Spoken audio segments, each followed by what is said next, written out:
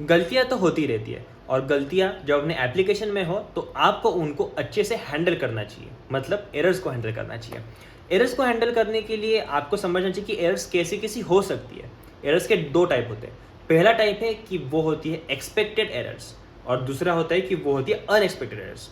तो अनएक्सपेक्टेड को थोड़ा साइड में रखते हैं, अगले वीडियो में देखेंगे। इसमें देखेंगे कि एक्सपेक्टेड एरर्स को कैसे हम हैंडल कर सकते हैं। एक्सपेक्टेड एरर्स को हैंडल करने के लिए अपने सर्वर फंक्शंस में स्पेशली हमारे पास कुछ चीज़ें होती है। अगर आपको क्लाइंट साइड पे ही हैंडल करना है तो आप यूज एक्शन स्टेट को यूज़ कर सकते हो, ओके। और आपने कभी भी इन चीज़ों के लिए ट्राई कैच ब्लॉक नहीं यूज़ करना है, ठीक है। ट्राई कैच ब्लॉक मत यूज़ करो, खुद देखो एरर क्या है और फिर उनको actually as a response proper user को भेजो कि यार ये एरर है तो आपको ये रिजॉल्व करना है, ठीक है। ये करोगे तो आपके एप्लीकेशन की यूएक्स के लिए अच्छा होगा, यूज़र को पता चलेगा कि गलती क्या हो रही है, या तो इनकी एप्लीकेशन की ही गलती है या तो मैं कुछ गलत डेटा इनपुट कर रहा हूँ वगैरह वगैरह, ठीक है। और ये जो है यूज़ एक्शन स्टेट, इसमें जो हमने देखा था कि अपने पास आती है स्टेट, जो कि ये वाली स्टेट होती है, एक सेकेंड, जो कि ये वाली स्टेट होती है। अगर ये स्टेट हमें एरर का रिस्पॉन्स दे सकती है तो इससे हम क्या एरर है वो भी देख सकते हैं, ठीक है। इसलिए हम क्या करेंगे, इसको यूज़ करेंगे और क्लाइंट साइड पे एरर वगैरह शो करेंगे एकदम अच्छे से यूज़र को, ओके। और सर्वर कंपोनेंट में तो यूज़ कर रहे हैं, तो सर्वर कंपोनेंट में तो हम नॉर्मली एरर वगैरह थ्रो कर ही सकते हैं या फिर रिडायरेक्ट भी कर सकते हैं। जैसे कि उन्होंने कहा है कि यहाँ पे पेज है देखो, और इस पेज में अगर डेटा फेच करते वक्त कुछ एरर आ गई तो हम उसे भी दिखा सकते हैं प्रॉपरली। और नॉट फाउंड जो है, नॉट फाउंड एक होता है अपना क्या फंक्शन, इस नॉट फाउंड फंक्शन को भी आप कॉल कर सकते हो और इससे वो नॉट फाउंड वाले पेज पे रिडायरेक्ट हो जाएगा, ठीक है। तो हम ये दो चार चीज़ें अभी देख लेते हैं। सबसे पहले स्टार्ट करते हैं अपने फॉर्म से। यहाँ पे आता हूँ मैं, npm rundev करता हूँ। अच्छा हाँ, आपने अगर पिछला वीडियो नहीं देखा तो वो देख लो, क्योंकि वो अगर आप देखोगे तो आपको ये थोड़ी सी चीज़ें अच्छे से समझ में आएगी, ओके। यहाँ पे हम एक काम करते हैं, यहाँ पे स्टार्ट करते हैं अपने फ्रैगमेंट को, और फ्रैगमेंट को रैप कर देते हैं, सॉरी फॉर्म को रैप कर देते हैं अपने फ्रैगमेंट से। और इसके नीचे मैं बस लिखूँगा, यहाँ से पहले मैं स्टेट ले लेता हूँ, ठीक है। मैंने स्टेट ले लिया, मैं इनको बोलूँगा कि यार स्टेट डॉट एरर, ये कहाँ से आया। अगर आपने पिछला वीडियो देखा होगा तो ये एरर वाला चीज़ रिटर्न करता है, और अपना सबमिट फॉर्म भी वो एरर वाला चीज़ रिटर्न करता है कि क्या एरर है, और उसके हिसाब से हम ये चीज़ कर रहे हैं। अगर स्टेट में एरर होगी तो मैं क्या करूँगा, मैं करूँगा आपके पी टैग में वो चीज़ डिफाइन, और जिस पी टैग का टेक्स्ट रहेगा रेड 600, ओके। और यहाँ पे बोलूँगा कि आपको दिखानी है यहाँ पे स्टेट डॉट एरर, ओके। यहाँ पे ये 600 कर दिया मैंने, पर एक और काम कर सकता हूँ मैं, बीजी रेड 50 कर देता हूँ, इसकी पैडिंग कर देता हूँ 4 की, राउंडेड कर देता हूँ MD, ताकि ये थोड़ा सा अच्छा दिखेगा जो भी एरर आएगी उस पर, ठीक है। और अभी हमें एरर थ्रो करना पड़ेगा जो भी है, तो यहाँ पे हम क्या करेंगे, वैलिडेशन रन कर देंगे। सबसे पहली चीज़ आप क्या करो, अगर नेम नहीं होगा या फिर ईमेल नहीं होगा तो आप रिटर्न कर दो कि एरर आ गई आपके एप्लीकेशन में। क्या एरर है, name and email are required, ठीक है। अगर आपका सिर्फ नेम नहीं है, या फिर आपके नेम की जो लेंथ है, नेम क्या है, नेम डॉट टू स्ट्रिंग करेंगे, name dot length is less than 3, तो हम क्या बोलेंगे, name must be at least 3 characters long, okay.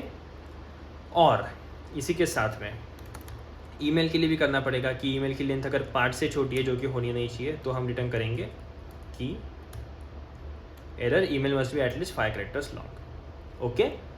अब हम आएंगे अपने एप्लीकेशन पे, लोकल होस्ट 3000 पे, और यहाँ पे आके देखेंगे कि एरर वगैरह आती है क्या। स्लैश हमें जाना है सर्वर फंक्शंस पे, ठीक है। मैं बस नॉर्मली सबमिट करता हूँ, लोडिंग आया, 2 सेकंड का लोड डाला है, यहाँ पे एरर आया, name and email are required, ठीक है। मैं बोला कि मैं नेम डाल देता हूँ बस, या फिर नेम भी मैं आधा ही डालता हूँ, तो फिर से करूँगा तो ये बोलेंगे name and email are required, क्योंकि ईमेल नहीं डाला मैंने, ठीक है। अब मैं डालूंगा अपना छोटा सा नाम, और मैं डालूंगा बड़ा सा ईमेल, तो देखो क्या होता है, ये बोलेगा कि name should be like greater than 3 characters. अब मैं डालूंगा अपना बड़ा सा नाम, और अब मैं डालूंगा अपना छोटा सा ईमेल, तो ये बोलेगा कि ईमेल आपका कम है।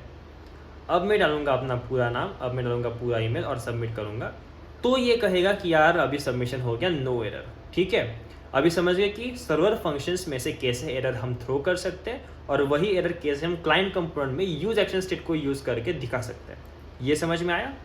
अब देखो अलग चीज़ देखते थोड़ी सी कि यार अगर आपका नाम इफ ईमेल देखते हैं, ईमेल इक्वल टू OPLONDHE@gmail.com अगर होगा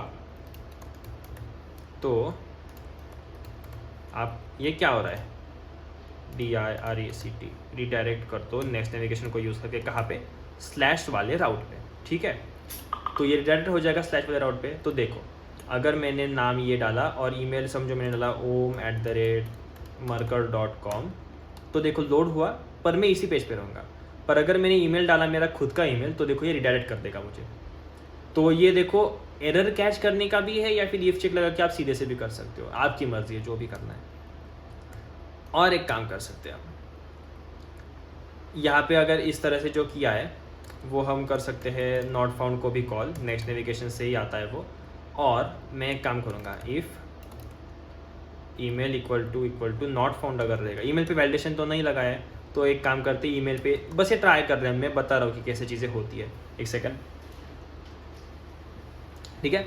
ईमेल पे अगर कर दिया मैंने नॉट फाउंड ऐसा ईमेल डाल दिया, तो देखो क्या होगा, नॉट फाउंड डाल दिया ईमेल, नाम मेरा डाल दिया, तो ये नॉट फाउंड पेज पे जाना चाहिए, राइट। लोड किया इसने और ये गया नॉट फाउंड वाले पेज पे, ठीक है। मतलब एरर होगी तो आप कुछ इस तरह से दे सकते हो इसे। ज़रूरी नहीं कि एरर हो ही, आप इफ़ केस वगैरह लगा भी दे सकते हो इसे, पर एरर है तो भी आप ये चीज़ें कर सकते हो। ओके, तो आई होप आपको समझ में आएगा कैसे हम चीज़ें वगैरह मैनेज कर सकते हैं इसमें, और कैसे ये सारी एरर हैंडलिंग होती है एक्सपेक्टेड एरर्स की। ये सारी चीज़ें जो है वो एक्सपेक्टेड थी। क्यों? क्योंकि मुझे पता था कि यार अगर ईमेल ये डाला तो मैं ये करूँगा, अगर ये डाला तो ये करूँगा, अगर नेम वगैरह के वैलिडेशन होंगे तो ये करूँगा। तो ये बस हमने एरर्स कुछ इस तरह से हैंडल की। इसी तरह से आपके API में भी आने वाली जो एरर्स है वो भी आप हैंडल कर सकते हो।